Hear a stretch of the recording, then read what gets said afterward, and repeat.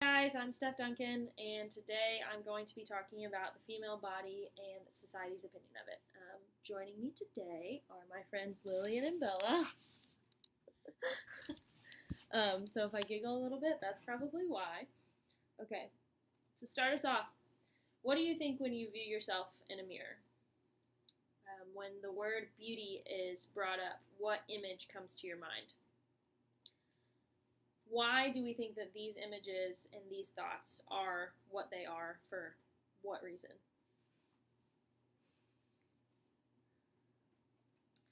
The problem with ideals in society is what we're going to address today, and just what young girls and women are faced on an everyday basis when they watch TV commercials or ads or look through magazines, and what the ideal body type is and what has been put into their brain since they were little, put into our brain since we were little. Quoted from one of my resources, it says that female dissatisfaction with appearance begins at a very early age. Human infants begin to recognize themselves in mirrors at about 2 years old. Female humans begin to dislike what they see only a few years later.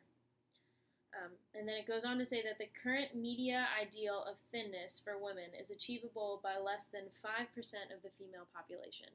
I thought both of these quotes and statistics were huge for what we're talking about today, because I think they bring to light something that's a huge problem. So the fact that only less than 5% of our population can achieve what is the ideal goal weight is a huge thing. It's something that I think we need to address, and I think that we need to fight head on with this problem of girls looking in the mirror and not being happy with what they see. A solution that has already been brought up, and something that I think that we need to continue as both world citizens and Americans, is the positive body campaigns that are out nowadays. You can look on companies such as Dove that have a positive ad campaign. You've probably seen some of the commercials with women of all different shapes and sizes and colors and ethnicities talking about what beauty means to them, while also being in underwear or bathing suits and showing their curves, and they're not toned, skinny, tiny bodies like the majority of models we see in ads such as Victoria's Secret. Another company that's really great about positive body image would be Aerie. It's a newer campaign that's been out. There's a lot of billboards. I was actually in New York City a couple weeks ago, and there's a huge billboard in Times Square. Just goes to show that there is progress happening of a girl that is untouched in a bikini, showing rolls and showing parts of her body that may not look ideal, but are now looked at as what should be looked at as beauty. These things are part of a solution, but I don't think that they're fully the only thing that can cause a solution to this problem in today's society. Another thing that I think is huge is positive role models.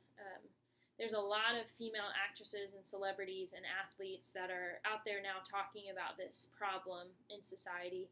Some that I can name off the top of my head is Jennifer Lawrence and Tina Fey, Amy Pollard. These are all celebrities that talk very openly about the female body and image and what they think is ideal and how we should address that.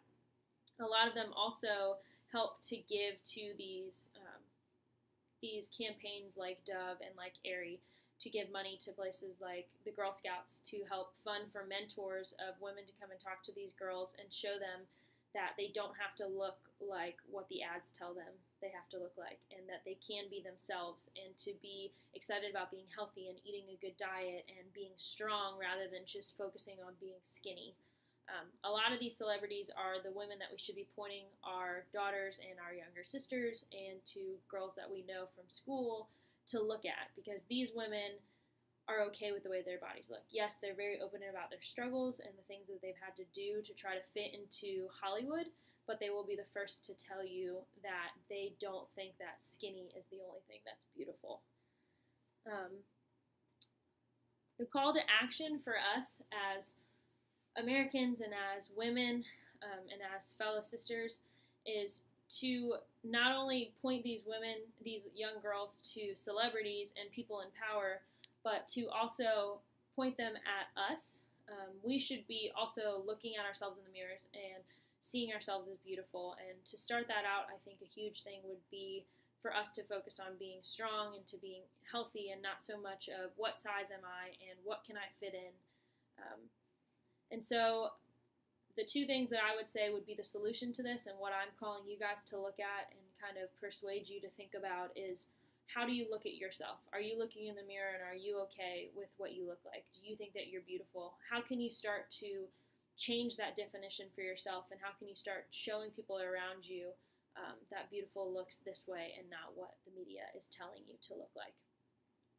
So that is my presentation. I know it's probably a little bit short, but that's what I have for you guys today, and thank you for listening. Bella, 1, 2, 3.